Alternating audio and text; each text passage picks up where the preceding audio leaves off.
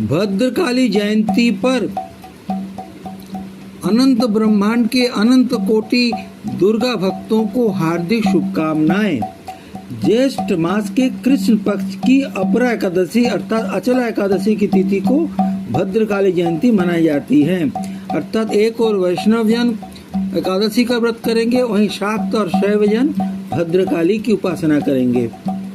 महाभारत के शांति पर्व के अनुसार आदि शक्ति सती के कोप से उत्पन्न दक्ष के यज्ञ को विध्वंस जिन्होंने किया वो विध्वंसक देवी हैं भद्रकाली। अर्थात दक्ष यज्ञ को विध्वंस करने की शक्ति है वो भद्रकाली, वो विध्वंसक शक्ति हैं। केरल में उन्हें करियम काली देवी के रूप में माना जाता है। माता भद्रकाली भाग्योदय करती हैं, अर्थात हमारे जो भाग दबे हुए हैं उसको वो उठाती हैं, हमारा भाग्योदय करती हैं। माता के 4 स्वरूप हैं, दक्षजीत, महिषाजीत, रुरुजीत और दारिकाजीत।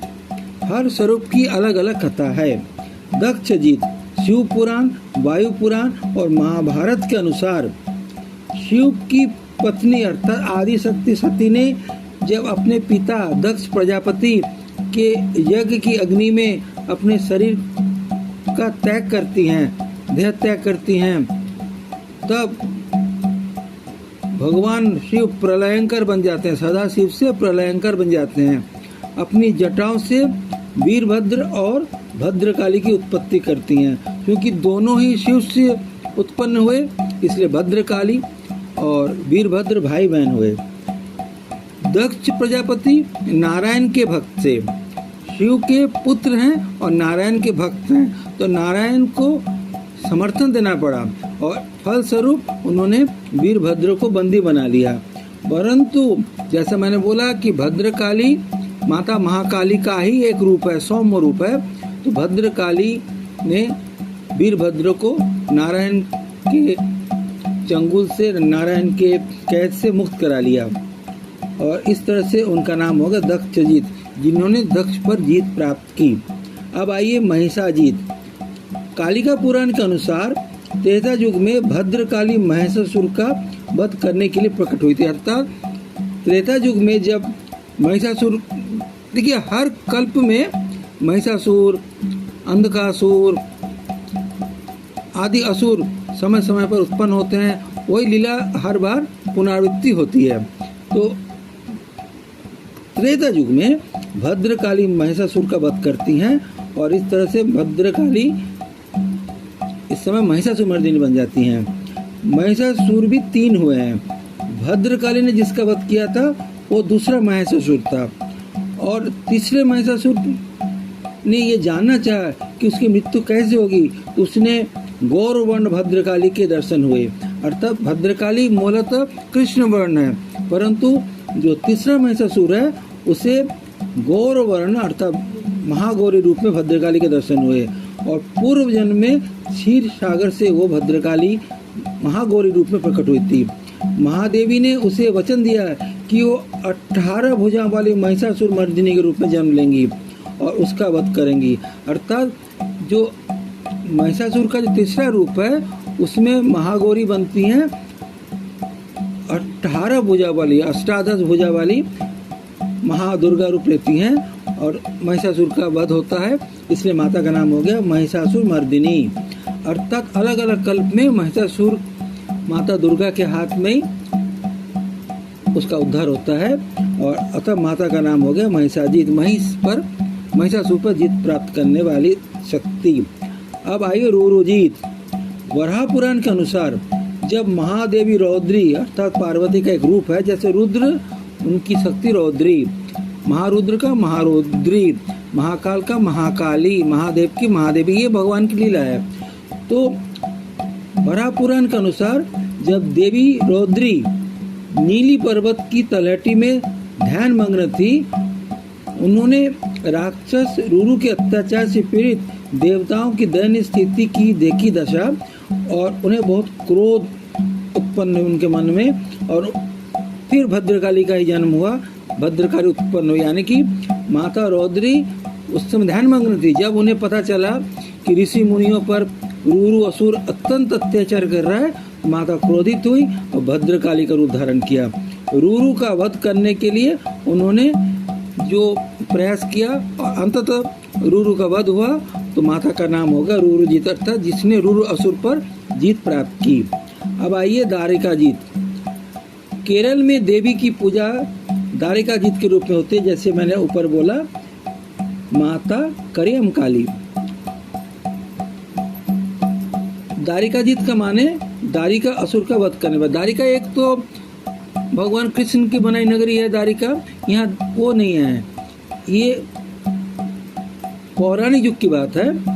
उसमें दारिका एक असुर था, उसका वध किया था माता ने भद्रकाली रूप धारण करके। मार्कंडेय पुराण के अनुसार दारिका असुर ने शक्ति के मद में अपने तपस्या के बल पर उसे अत्यंत शक्तियां प्राप्त हुई और उसमें वो अहंकारी बन गया और अहंकार में चूर होकर तीनों लोकों के निवासियों को परेशान करना शुरू किया। स्वर्ग मर्त्य पाताल तीनों लोक के निवासियों को, नागरिकों पर अत्याचार किया, एकदम अनाचार किया, अधर्म किया। दारिका के कर्मों के बारे में सुनकर शिव ने अपनी तीसरी आंख खोली। भगवान जब तीसरी आंख खोलते हैं तो जैसे मैंने ऊपर ही बोला, फिर वो सदा शिव से बनते हैं, प्रलयंकारी बन जाते हैं। तो उनकी तीसरी आंख खुली और उससे भद्रकाली प्रकट हुई। इसलिए देवी को शिव की पुत्री भी कहा गया है, भद्रकाली को। महाकाली तो महाकाल की शक्ति है, परंतु जो कि भद्रकाली उत्पन्न होती है शिव से, इसलिए भद्रकाली रूप में वो महाकाली की सौम्य रूप है, परंतु वो इस समय शिव नंदिनी भी हैं। भद्रकाली ने दारिका असुर को मारने के लिए एक बेताल को अपनी सवारी बनाया, यानी कि माता इस समय बेताल वाहिनी है, और रूरू असुर का वध किया। परंतु दारिका का वध करने के बाद उनका गुस्सा शांत नहीं हुआ। माता इस समय महाकाली से भद्रकाली बन गई हैं, खून की प्यासी बन गई हैं। इसलिए देवताओं ने शिव से उन्हें शांत करने के लिए कहा।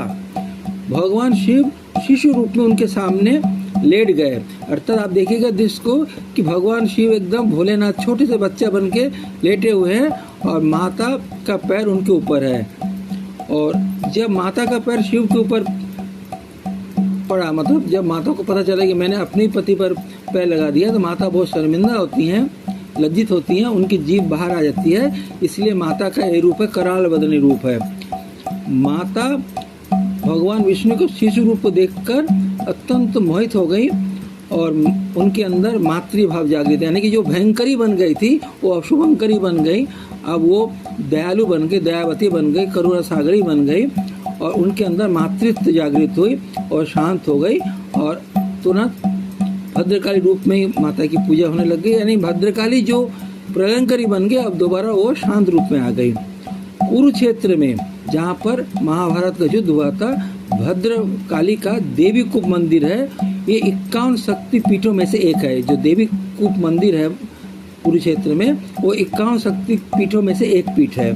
महाभारत युद्ध से पूर्व और विजय के पश्चात भगवान कृष्ण ने पांडवों को बोला कि तुम यहाँ पूजा करो, देवी पीठ की पूजा करो। यानी युद्ध से पहले और युद्ध के बाद, विजय से पहले और विजय के बाद श्री कृष्ण ने सलाह दी पांडवों को कि इस देवी कूप में जाकर, इस सिद्ध पीठ में जाकर, शक्तिपीठ में जाकर माता महादुर्गा महाकाली की पूजा करो। पांडवों ने विजय के बाद अपने घोड़े देवी को अर्पित किए। भगवान के आदेश पर, कृष्ण के आदेश पर अपने घोड़े देवी को अर्पित किए।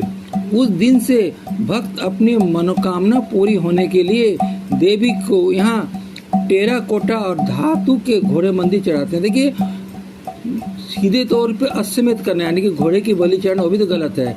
तो ये भगवान श्री कृष्ण के आदेश है कि सीधे तौर पे घोड़ा अर्पित करने का मतलब घोड़े की बलि नहीं चढ़ाना। टेराकोटा और धातु के बने घोड़े मंदिर में चढ़ाया जाता है, आज भी चढ़ाया जाता है। ऐसी पौराणिक मान्यता है कि इस मंदिर में कृष्ण और बलराम का मुंडन संस्कार भी हुआ था। अर्थात कृष्ण और बलराम का जो मुंडन संस्कार जब पहली बार हुआ, इसी देवी कूप मंदिर में ही हुआ था, इसी सिद्धपीठ में हुआ था, शक्तिपीठ में।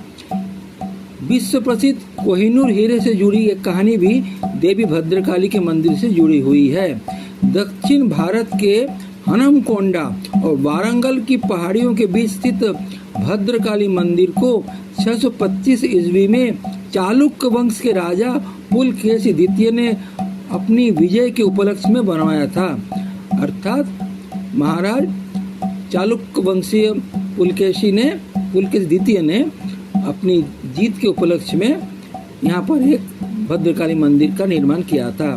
बाद में काकतीय राजाओं ने इस मंदिर को अपनाया, यानी पहले तो चालुक्य वंश ने इसको अपनाया अर्थात निर्माण किया, पर बाद में काकतीय राजाओं ने भी इस मंदिर को अपनाया और भद्रकाली को अपनी कुलदेवी माना। यानी कि देखिए दोबारा देखिए कि चालुक्य वंश ने तो स्थापना की भद्रकाली मंदिर की दक्षिण भारत में, और जब काकतीय राजा ने इस राज्य में अधिकार किया तो उन्होंने भी भद्रकाली को अपनी कुलदेवी माना।